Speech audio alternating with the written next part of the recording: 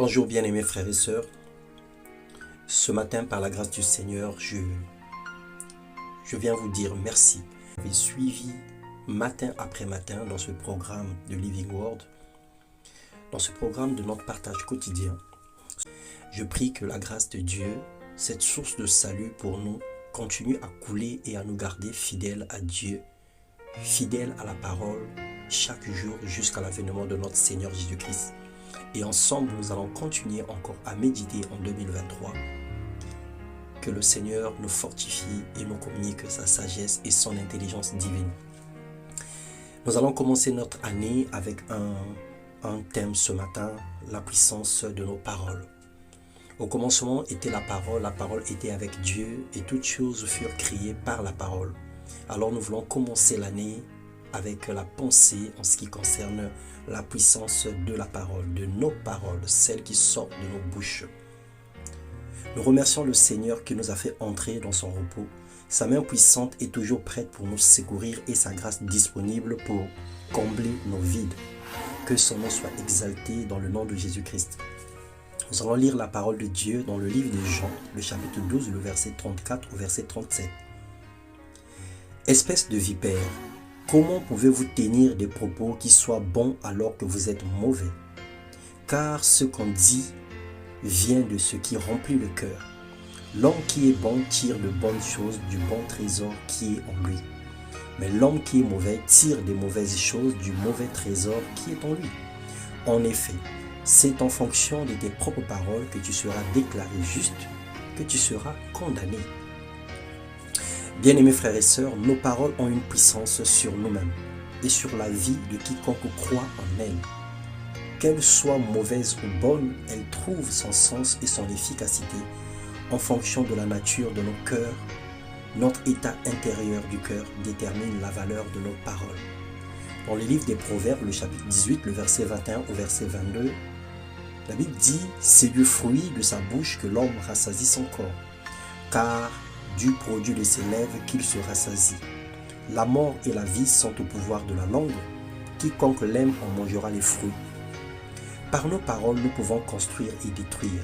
C'est ici la responsabilité de tout un chacun. Nous accusons Dieu et nous cherchons les sorciers, nous cherchons le mal partout. Oublions la puissance que produit nos propres déclarations.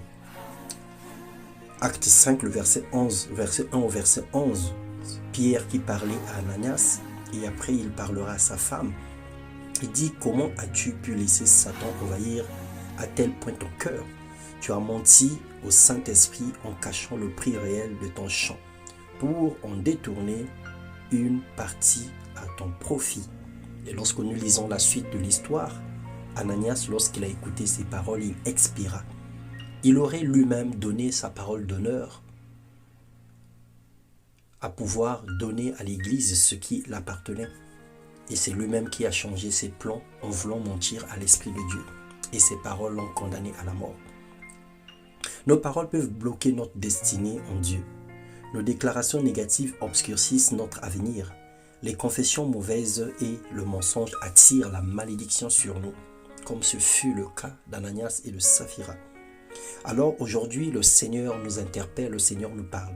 Pèse tes mots, mesure tes paroles, déclare la vérité et confesse la parole de Dieu sur toi et sur les autres. Parlons des enfants, de ton époux, de ton épouse, de ta famille, des membres de ton groupement. Dis des bonnes choses à leur égard. Confesse des bonnes choses à leur égard. Prophétise pour eux et déclare des choses positives pour les personnes autour de toi. Retire les mauvaises déclarations faites précédemment sur toi-même. Lorsque le Saint-Esprit t'interpelle, que tu aurais dit des choses sur toi du genre « je ne réussirai pas, je ne suis qu'un nul, je ne suis qu'un idiot, je resterai comme ça, je serai comme ceci, je serai comme cela », nous avons la capacité de retirer ces paroles. Nous avons la capacité de venir dans la présence de Dieu par la prière et déclarer que ce que j'avais dit, telle date, je l'annule dans le nom puissant de Jésus. Je renule sans effet toutes les mauvaises paroles prononcées sur moi. Je renule sans effet toutes les paroles négatives dites à mon sujet.